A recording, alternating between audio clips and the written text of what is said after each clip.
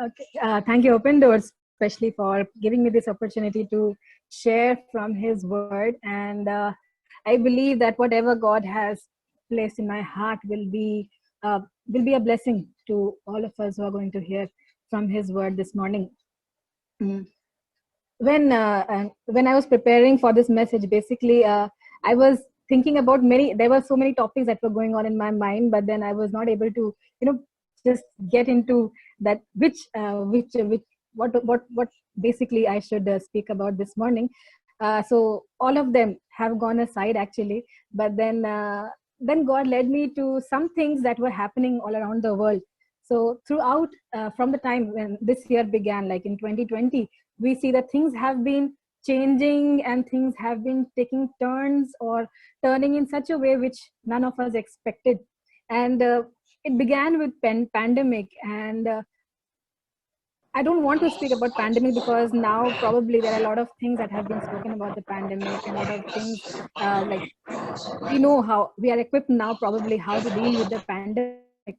So every morning, as I see that every morning as we get up, we wake up to very disheartening and very depressing kind of news and news reports. If we open our TVs, or if you open, even in Facebook, there are so many news channels and so many news channels that come, and the reporters are just blaring the news is are like, it's just they're shouting and they're screaming.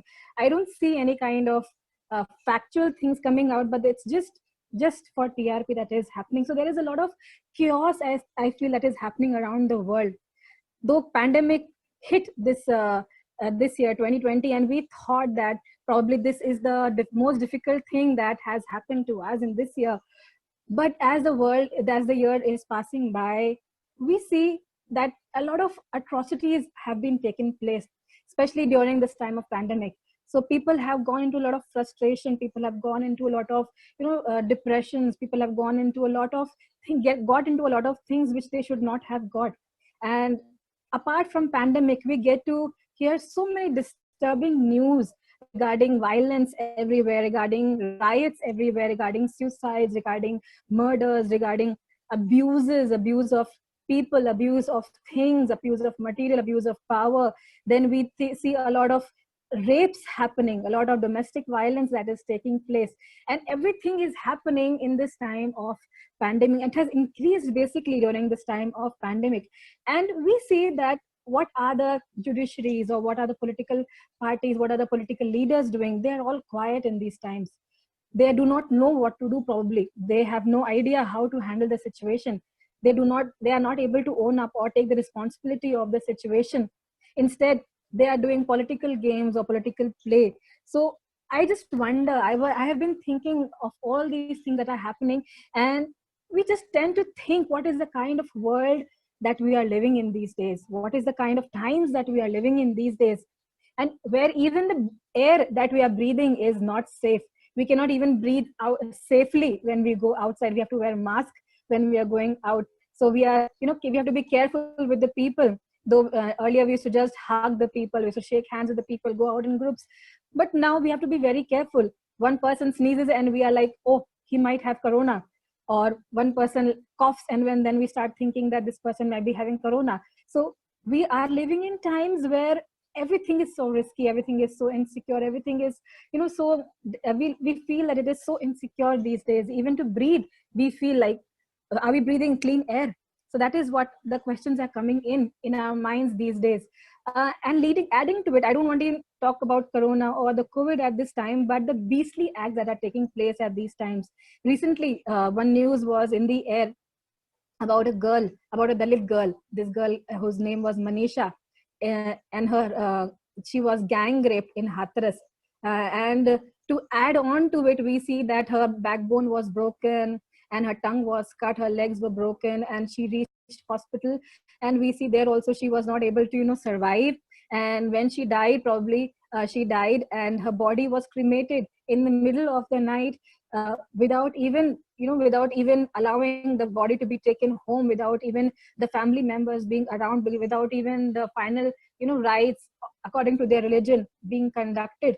So we see what kind of world we are living in. All this was done by the police. All this was done by under the supervision or under the orders or the authority of from the senior authorities. So we see what kind of world we are living in. One side there is a girl who was victimized, and then she dies, and then the family also is not receiving justice, and they are denied even the basic rights of cremating the body of their daughter. So what kind of place are we living in? What kind of times are we living in? Even the political authorities, where we could just go and complain, they themselves are not on the side of the victims, but probably protecting the perpetrators. Where do we go? We do not know in these times. Every house nowadays, we can think that every house that has girls within, that have daughters in their house, they are scared, they are insecure, because even if something happens to their daughters or to the girls in their house, where will they go and complain? They have no other place to go and complain, because they cannot seek justice. So what kind of place are we living in? So this morning I just want to talk about God's heart for his creation, what God feels about his creation, what God thinks about his creation, and how God intended his creation to be, and what it has happened. And then we'll also look into what our responsibility as Christians, what our responsibility as believers, what our responsibility as disciples of Jesus should be, according to the word that we read in the Bible. So many of us, we see that we ask questions, probably something like Habakkuk asked in the Old Testament. If we open our Bibles to Habakkuk chapter 1, verses 2 to 4, we read that, "O Lord, how long shall I cry for help, and you will not hear, or cry to you violence, and you will not save? Why do you make me see iniquity? Why do you idly look at wrong? Destruction and violence are before me, strife and contention arise. So the law is paralyzed, the justice never goes forth. For the wicked surround the righteous, so the justice goes forth perverted." And if we go on to read in verse 8:13, we'll also read that he also writes that, "You who are purer, you who are of purer eyes than to see evil, and cannot look at wrong, why do you idly look at traitors and remain silent when the wicked swallow up the man more righteous than he?" So Habakkuk is basically asking questions. We can see that Habakkuk is asking questions which probably we are asking today. We see all injustice happening around us. We see all kind of inequalities, all kind of corruption, all kind of demeaning things happening all around us. And still we see that God is quiet. We feel that God is quiet. We do not see God taking action. We do not see God sending his judgment as we expect him to do. So the same kind of questions that Habakkuk was asking in his days, probably we are also asking the same kind of question in our minds, in our hearts, not for ourselves, but for the things that are happening around us. When we see that the poor are being, not given their rights, when the justice is being denied, when the victims are proven guilty as perpetrators. So we see a lot of these kind of things where the righteous are suffering at the hands of the wicked. So we see a lot of these kind of things that are happening, and we feel, why is God silent? Because we study or we read the Bible and we see that God is a God of righteousness, a God who is holy, a God who is just, a God who stands for the right, a God who lifts the weak and the lowly. So this is the kind of God that we know.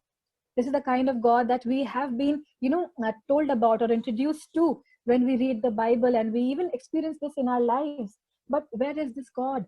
So we ask so many questions. Haven't we questioned God about his justice at any point in our lives?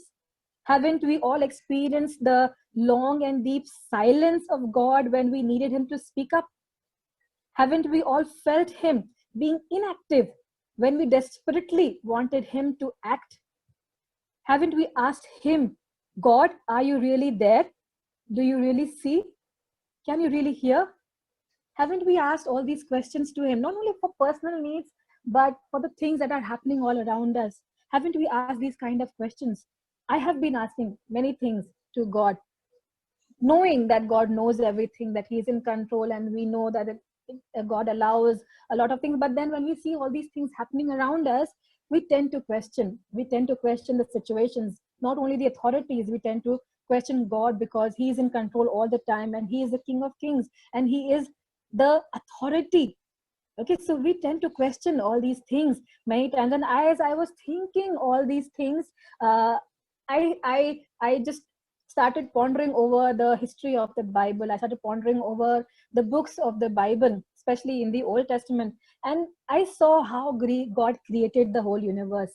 When God created, we see when God created the earth, he loved it. We see that in Genesis 1, when we read the chapter on creation, we see when he created everything, after every day, he would say, it is good. He would say, it is good. He would say, it is good. So every day when he created trees, when he created plants, when he created the waters, when he created everything, he used to say, it is good.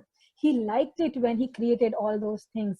And ultimately, when he created human beings, he said, it is very good. He loved his creation. When he saw mankind, when he saw human being there, that was the crown of his creation. We see that God says he loved it, and he was enjoying, or he was rejoicing over his creation, and he said it is very good, it is excellent, it is amazing, and he was enjoying the sight of the whole creation. So we see that God never intended the world or the earth to become beastly or ugly. He created it beautiful.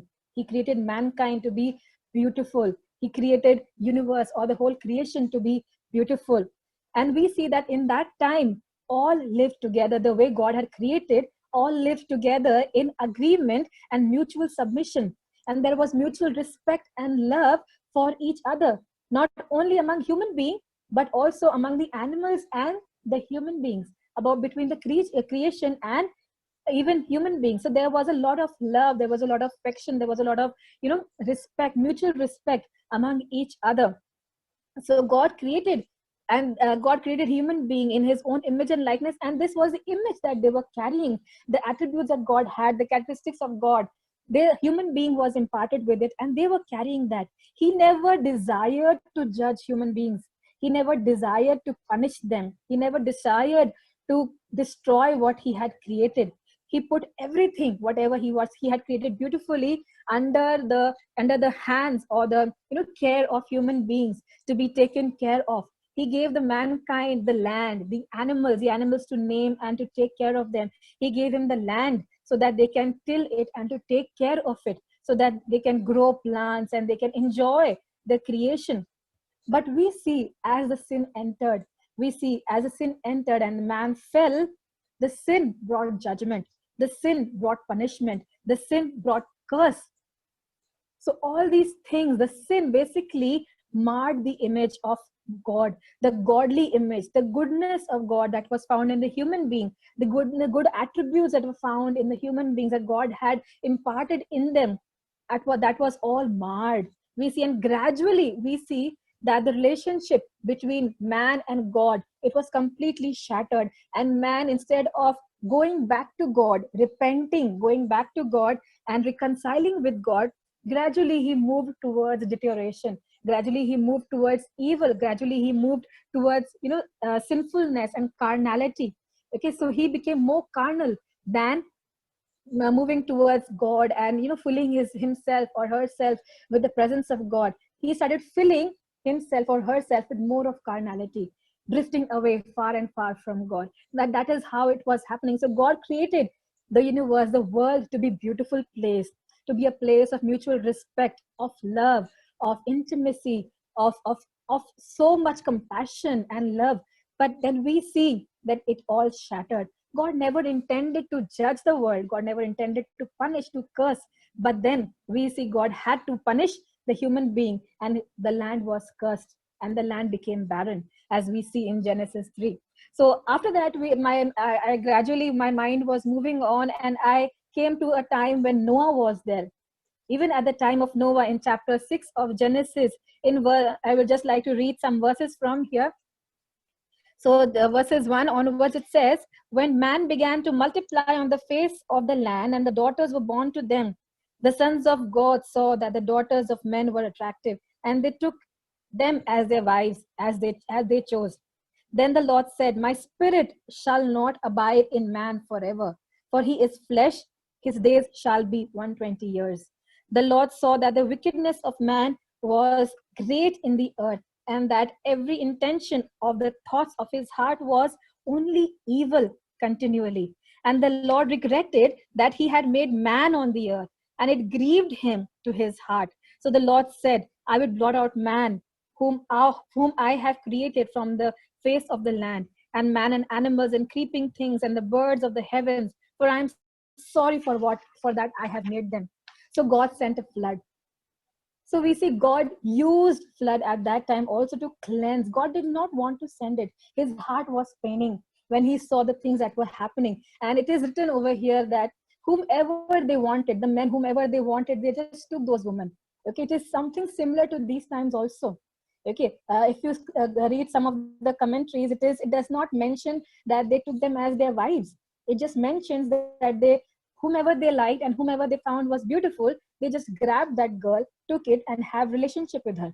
Okay, that is what it was. I mean, many of the commentaries, they talk about it. So it was not legal marriages that were taking place, but then it was just the fulfillment or the satisfaction of the physical carnality of the man that was taking place. So the beastly attitude that was being there at that time. And then we also read there was drunkenness and there was violence all around, and there was corruption all around, and God's heart was aching. His heart was paining. He never intended his creation to be like this.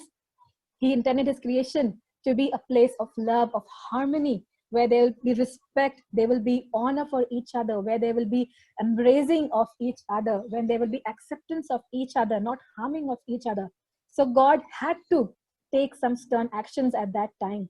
And we see that God sent a flood. But even after he sent the flood, the heart of God was still so compassionate about them that he said, I will never, ever destroy the mankind. I will never, ever destroy the whole creation in this manner that I have done. So God sent a rainbow. So that's what we see, the heart of God for his creation. He never wanted destruction. He never wanted curses. He never wanted disharmony. He never wanted violence. He never wanted all these atrocities, these beastly activities that are happening. He never wanted all those things. But still, when we see that after they come back, when this Noah and his family, they increased. Again, gradually we see that all the intent of human being was still just to sin. Though God purged the earth, though God purged mankind at that time, but again, that seed of evil that was within, the intent of evil, the bent towards the evil, it was still there. And then gradually, mankind again began to sin. And we see there was a time when in Abraham's time, God wanted to save Sodom and Gomorrah and all those places at that time. And we see that God asked, even if there are 50 people, even if there are 10 people who are righteous, I will not destroy. But then we see that there was not even one. There was not even one. So God was sad. There is no one who can stand. There is no one who can, whom God can call righteous. So he had to destroy that place also. So we see that the heart of God was never for punishing. The heart of God was never for cursing or destroying. It always was for preservation. It was always to love mankind, but he finds no one. All are moving to the other side, not moving towards God, but moving to the other side. As we move on from Abraham and we move on to the period of Judges, we see again a cycle kind of thing happening in the time of Judges, in the book of Judges, which we call the cycle of sin. And we still can relate that cycle in our lives. We see that in those, it is written, it is a very common saying in the book of Judges, as there was no leader or central authority at that time. People did as they wanted. They lived a free life. They did as they wanted, and they began worshipping idols. So the idols was also a problem. But what with idols? Was idol worship the only problem? I guess the way of worship was also the problem. Why were these people worshipping those idols, those very idols? Probably the way they worship or the rituals that were involved in the worship, it was catering or it was satisfying their carnality. It was satisfying their their physical or their carnal desires. It was satisfying their carnal desires. So we see that the intent of human being, even to worship the idols, was not just to put a stone before them and worship them. It was about the worship that they were doing to those idols, the way of worship, the form of worship which was satisfying their carnality. Okay, so we see that this was happening, and God would judge them at that time, and God would send other nations, and they would start attacking the other different tribes of Israel. And when they were attacked by the different nations and different other neighborhood countries, then the people would realize, oh, we have forgotten our God, we have rejected our God. And suddenly they will realize and draw close to God. They will start having, repenting, and they will start calling upon the name of God and reminding him of all the good deeds that they have done, and reminding him that he is their God, and he should protect them. So they start doing all those things, and God, in his compassion, he sends a judge, he sends a man to save them. And then God saves them and brings them out of that struggle and of that attack. And after few days or few years, we can see that they fall back again into sin. So this cycle has been repeating. It is still, we can still see this happening in our lives, that we sin, and then we realize that we have sinned, we feel guilty, and then we call upon the name of God and we start repenting, and then God delivers us, or God saves us. Like in the book of Judges, he saves us. And then after we are stable, after we are secure, we again fall into the same trap of sin. So this is the same cycle as we see that was happening again and again, again and again in the book of Judges. So people continued to sin. And gradually, when we move on to the monarchical period and the time when the prophets were there, we see that the final thing that happens over there is they reject theocracy. They reject the rule of God.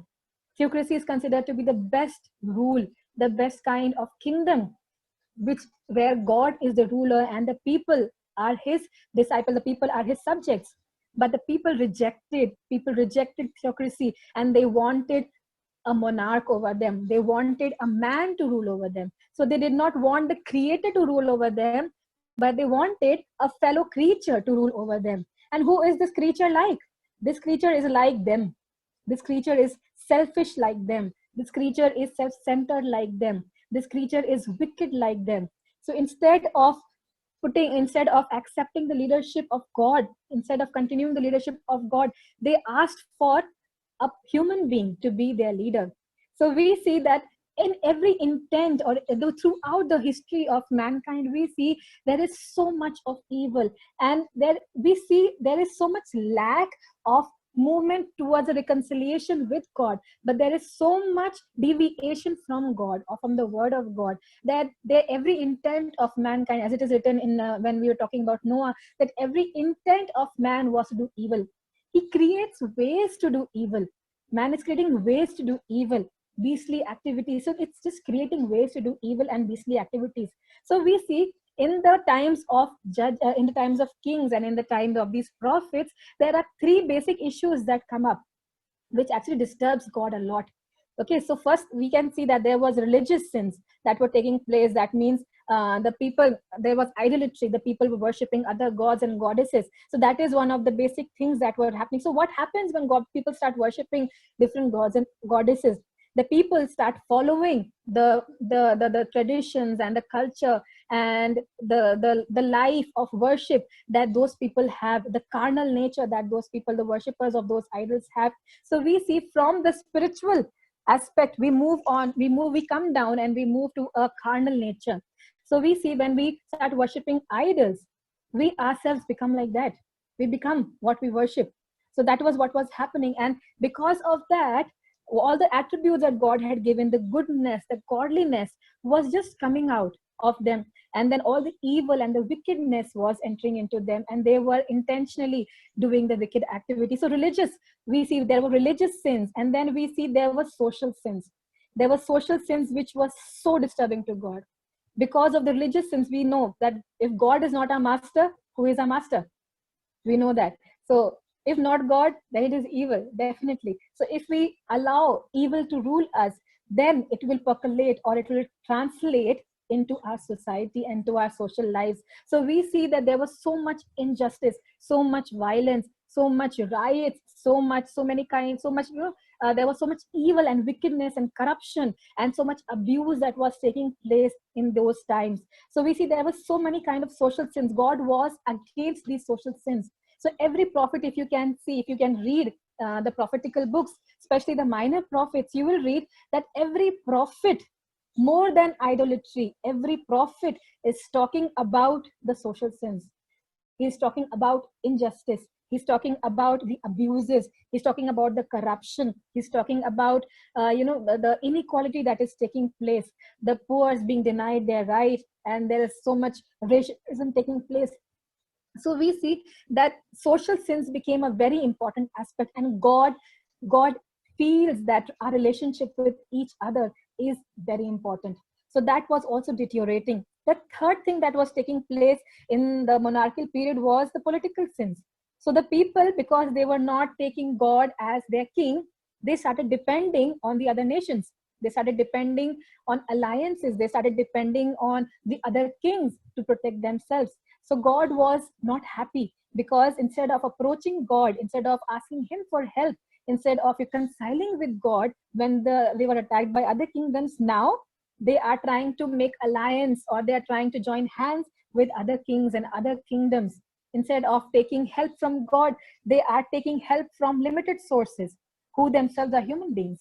When they have the authority and the power of God among their midst, still they are rejecting that. So we see these three kind of sins that were taking place in the monarchical period, when the prophets were all against it and they started speaking about all these things. We will be looking at few passages over here, especially about the religious and the social sins, and how this this just hurt the heart of God, and how God reacts to this kind of life that the people were living in. Okay, so if we read Amos chapter 5 verses 6 and 7, and then from verses 10 to 15, we see this.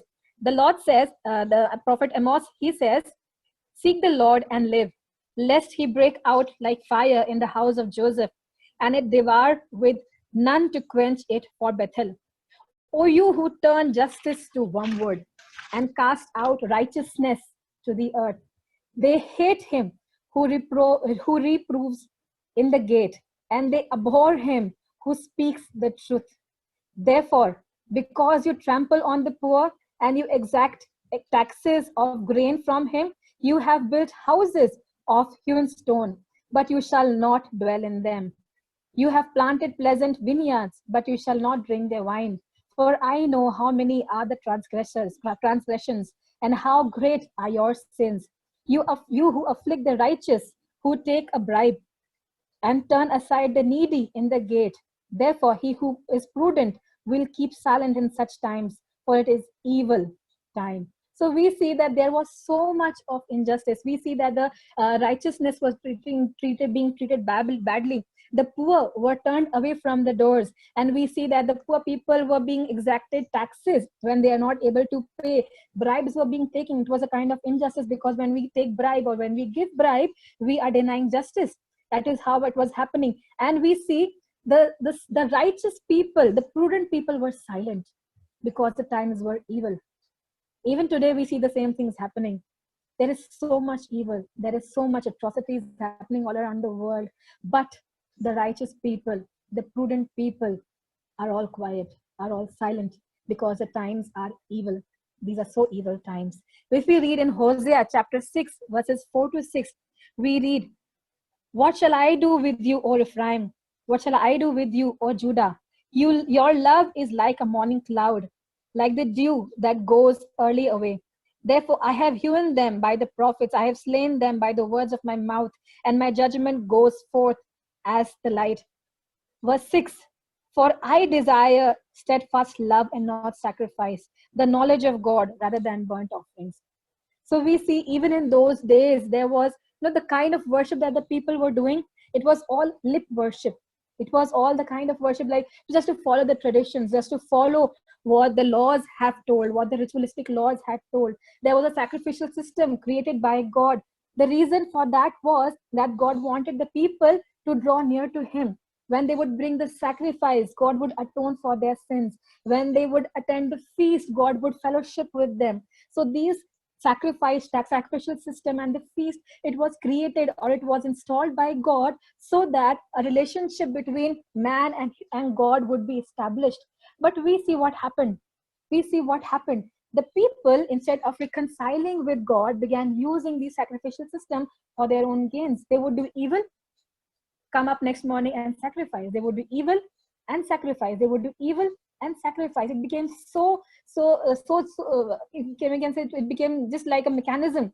Okay, you can do evil and then you come and sacrifice, killing animals, killing animals, killing animals. So we see that God also got frustrated with this kind of system. God created this for good.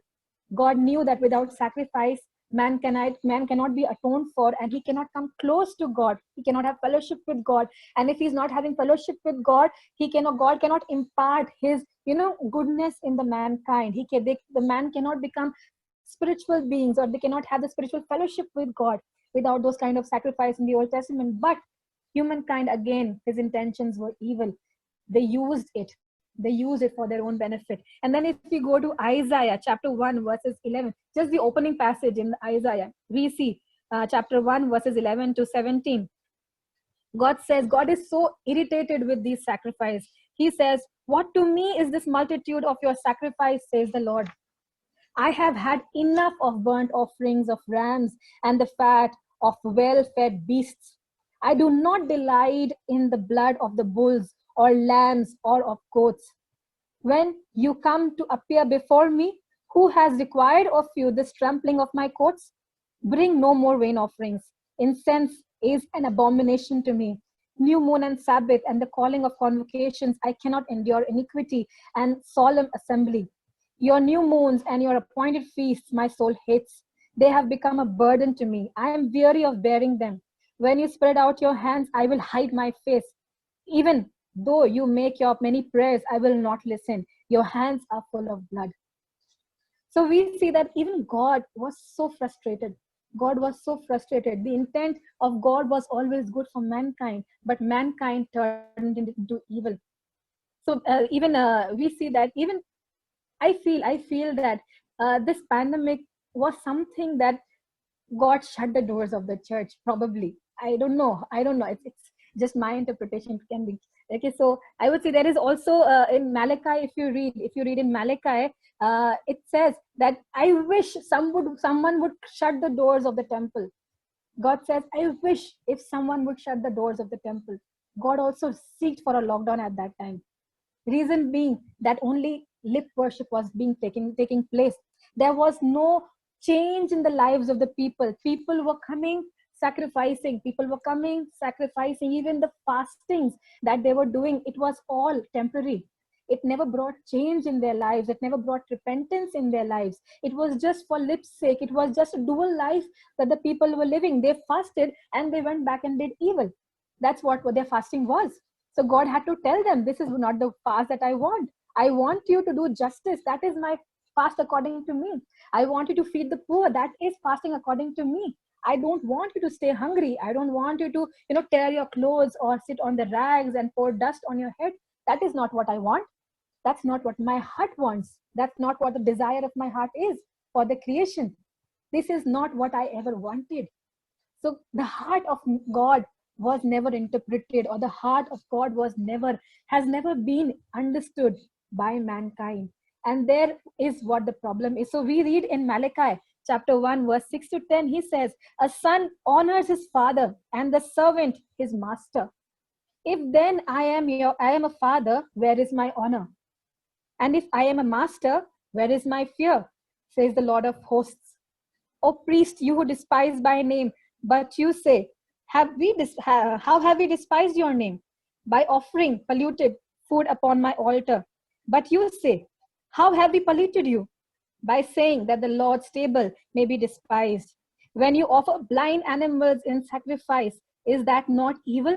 When you offer those that are lame or sick, is that not evil? Present that to your governor, he will accept you or show you favor, says the Lord of hosts. Now entreat the favor of God, and he may be gracious to us. With such gift from your hand, will you show favor to any of you? Says the Lord of hosts. 10th verse. Oh, that there were one among you who would shut the doors, that you might not kindle the fire in my altar in vain. I have no pleasure in you, says the Lord of hosts, and I will not accept the offering of your hand. So I basically think everything that is happening all around us, I don't want to come to any kind of judgment or something like that, but I personally feel, and it's not now, it has always been, the life that we live in our churches and the life that we live personally, we have divided that. We live a different life in the church, and we live a different life in our personal lives. We have a different relation with believers, and we have a different relation with secular people. We have a different relation when we come to God, and that is lost when we go to people. So we see all this, like the dual face of humankind. It irritates God, it frustrates God. And probably that is why God probably has shut the doors of the temple. Probably God says, first correct yourself, first change yourself, then bring the sacrifice. I don't want these lame sacrifices. I don't want these blind sacrifices. I don't want these sacrifices. Will you give these kind of sacrifices to an authority? No. Then why are you giving it to me? That's what God asks them. So many things continue. Many prophets have spoken about all these things, and gradually we see God becomes silent. Gradually, after all these prophetical books, we see that God becomes silent for around 350 to 400 years. He speaks nothing. There is a time of silence. There is a time of darkness. No word from God, no revelation from God, no inspiration from God, no prophets. Everything ceased.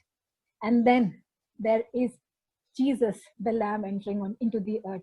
He dies, he sacrifices his life for our sins, and he paves a way. He takes our sins, he takes our shame, he takes our curses, he takes our pain of mankind permanently. Now, mankind doesn't have to bring those lame offerings. God doesn't like those lame offerings. So, people do not have to bring those lame offerings. Then he has opened the way for our eternal life, and he has given us victory over death. His sacrifice indeed is all sufficient in all aspects. But what is our response to it? That is a very important question. Yes, God has done his part. Yes, Christ has done his part. He came down, he lived a holy life. He showed us how to live. He showed us how to live in times of crisis. He showed us how to live in times of temptation. He showed us how to live in times of corruption and wickedness.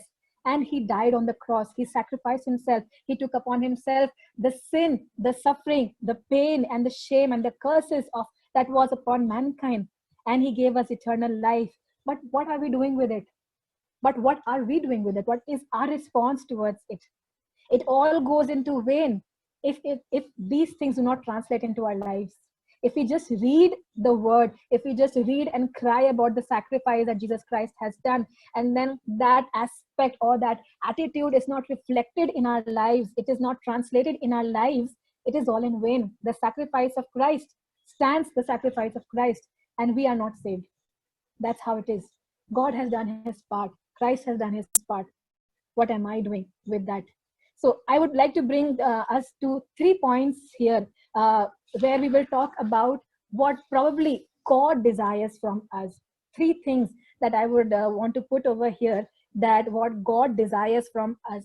So God created a beautiful creation, and it was marred because of sin. Now that Jesus Christ has come on the earth, now that Jesus Christ has sacrificed his life, now that we have his word in our hand, now that we read his word daily, now that we have the freedom, or now that we have the freedom to approach God without being stopped. When he died, it is written that the curtain of the temple, the most holy place, was torn. We can just come running fearlessly to God, and we can just pour out ourselves to God. So he has opened that way. He has paved that way of eternal life. He has opened the most holy place where we can just run with confidence, and we can just talk to God and be with him. So here just are 3 things that I want to share as we move towards the conclusion of this message. I want to share 3 things basically about what God expects from us. Yes, we have seen what God created the world like and how it has become. Now let us look at 3 things that God expects from us in these kind of evil times. The first thing is a genuine transformation. The first thing is a genuine transformation. If we open to Romans chapter 12, verses 1 to 2, Paul says, I appeal to you, therefore, brothers, by the mercies of God, to present your bodies as a living sacrifice, holy and acceptable to God, which is your spiritual worship.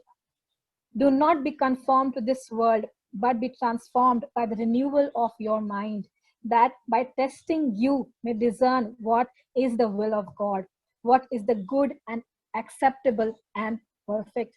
So we see here basically Paul is talking about a relational theology. He's talking about a relational theology where it's not only about a relationship with God, it's also about a relationship with people living all around us, people, our neighbors, and even our enemies. So Paul basically says we do not have to conform to the patterns of the world. The world is evil. The world is evil, and living in this world, we are also having a dual face. Internally, our hearts are corrupt, but externally, we try to show ourselves to be very holy, because that is a demand. That is a demand of Christianity. That is a demand of discipleship. If we show ourselves corrupt, nobody is going to follow. But many of us are carrying this dual face. Many of us are carrying these two faces when we are outside, when we are alone, when we are with God, when we are with others. That's kind of face that we are carrying. So what I want to say, the first thing that we see here is the relationship that we build with God. Basically, the deeper the relationship that we have with God, He imparts His goodness in us. And if we draw close to God, we take or absorb the godliness from God, the godly aspects from God, the spiritual aspects from God. We absorb it, and then we impart that itself to the people. If we are not close to God, if we are not in good relations with God, if it's only a lip worship, if it's only just an attendance in the church, it's just a routine to read the Bible, it's just a routine to worship every day, then our lives are not being changed. If our lives are not being transformed, we are still conformed by the patterns of the world. If our lives are not being transformed, it will not translate into our relationship with the people. Only to have good relations with the people, we need to have a good relationship with God. That is the root. That is the root. We have the word. The word has the ability to change our lives. The word is a double-edged sword, as it is said. The word has the ability to change our lives.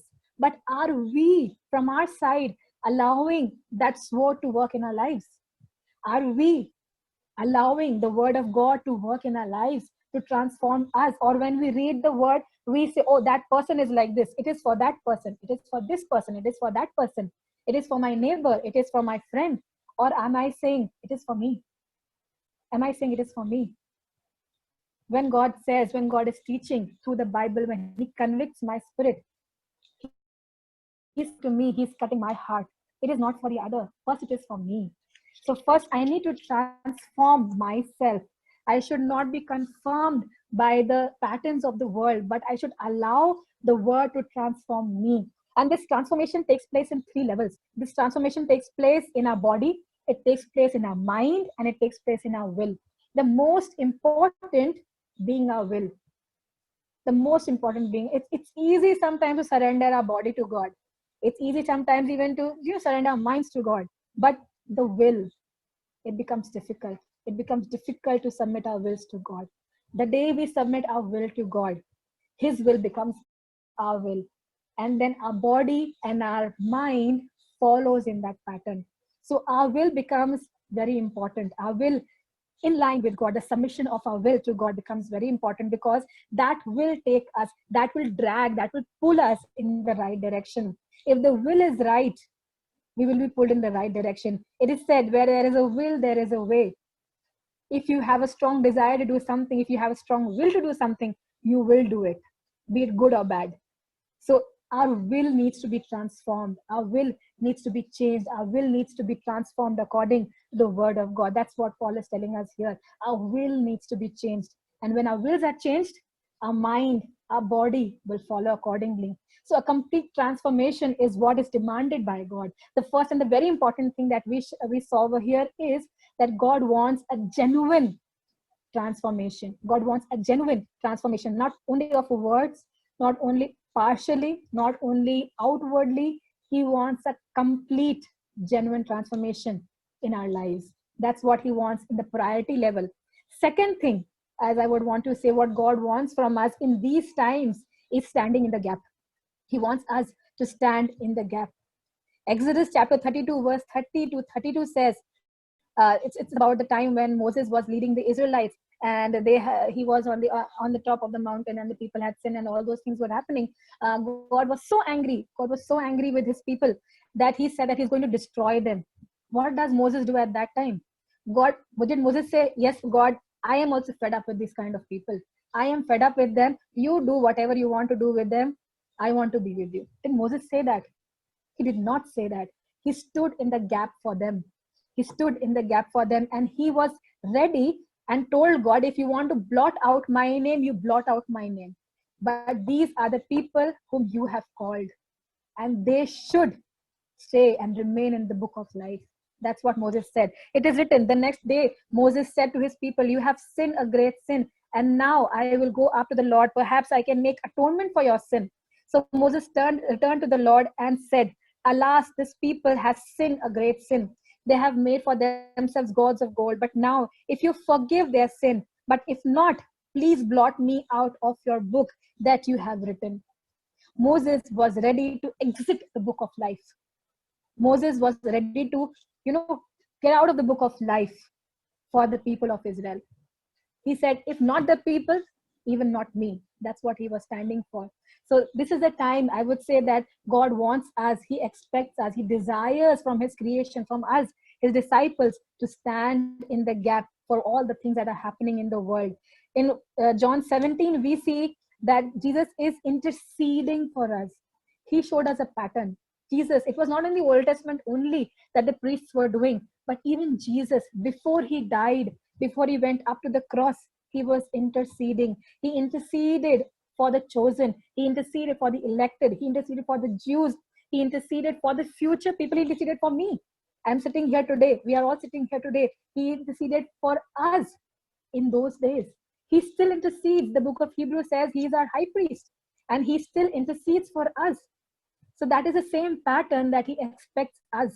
He also expects us to intercede for the people around us. He expects us to stand in the gap. So if we are regenerated, if we are transformed, our thinking will be changed. We will not look at the people in the way that we normally see, that he has sinned, let him get justice. Okay, we will start interceding. We will start interceding. We will start interceding. We'll start standing in the gap for those people. That's what the regeneration or the transformation will do to us. It will help us to stand in the gap for the people. It will change the way we think. It will transform our heart and lives. The third thing that we see that God probably expects us in these times is to stand for justice. He wants a transformed life, genuine transformed life. He wants us to stand in the gap. And he also wants us as Christians, as his disciples, to stand for justice. That was the cry of God's heart always. He has always said, if we read in Isaiah chapter 1, verse 16 and 17, he says, wash yourselves, make yourselves clean, remove the evil of your deeds from before my eyes, cease to do evil, learn to do good, seek justice, correct oppression, bring justice to the fatherless, plead the cause for the widows. So he always loves justice. Yes, he is a merciful God. He's compassionate God. He loves justice. He wants us, his people, to act, not only to pray for justice. We need to act for justice. We need to come out of our comfort zones and act for justice. Do something for justice. That's what God wants. When we see the orphans being, orphans and the widows and the people being ill-treated and marginalized people, the destitutes and the poor and the weak, when all these things that are happening, we need to stand for justice. We have seen recently a lot of things were happening in the media about the Sushant case, justice for Sushant, justice for Sushant. But gradually it turned into judgment for Ria. That's what it happened. People were not ready to listen or know what the truth is. They have already made their mind, and they think this is what is right, instead of knowing the facts. And that's what the media has been filling their minds also. So as Christians, as disciples of God, God has given us the sense of right and wrong. God has given us the sense of discernment. God has given us a sensitivity of thinking and understanding about justice, about law, about the sensitive issues, about the heart of God. That's what He has given us, a sensitivity. So we understand that as Christians, as the believers, as disciples, we should be the first people who would sense anything wrong that is happening. We should be the first group of people who should feel the pain or the wrong things that are happening. We should be the first group of people as the disciples of Christ to feel the heartache or the heartbeat of the nation. That's what we are called for. So we need to stand for justice. That's what we have to do as Christians, as believers. And we have seen that everybody else is revolting or standing for justice but the Christians. We see that happening most of the time. We are secure, me and my church, me and my church, me and my family, me. So that's what's happening. I want to enter into the eternal life. Let others go wherever they want to go. So we have to understand God seeks justice. So God has done what He had to do, and He will do in the end. But what about now? Who are we now? We are His representatives. We are on the earth His priests, His prophets, His evangelists, His preachers, His teachers, His pastors. We have to be here creating change. We have to be here creating justice. We have to be here raising our voices, standing up for justice. That's what God has called us for, basically. These are the three things, as I feel, that in these tumultuous times, or in these times of upheaval, that God wants or desires from us. The first one was a complete transformation, a genuine transformation. The second, standing in the gap or intercession. The third, standing for justice. Towards the end, I would just like to read another passage, a small passage, which actually brings so much peace to my mind when I read all these things in this passage. Isaiah chapter 11, verses 6 to 9. And this is about the time when Messiah's rule will come. This will be a time when there will be, messianic kingship, when Messiah is going to rule. And this is a time of peace. And probably this is what God wants His creation to be. And He has always wanted this kind of, atmosphere in the earth or in the creation. It says, it's very peaceful to read these verses. It says, the wolf shall dwell with the lamb, and the leopard shall lie down with the young goat, the calf and the lion and the fattened calf together. The little child shall lead them. The cow and the bear shall graze. Their young shall lie down together, and the lion shall eat straw like ox. The nursing child shall play over the hole of the cobra. The weaned child shall put his hand on the adder's nest. They shall not hurt or destroy in all my holy mountain, for the earth shall be full of knowledge of the Lord, and the waters as the waters cover the sea.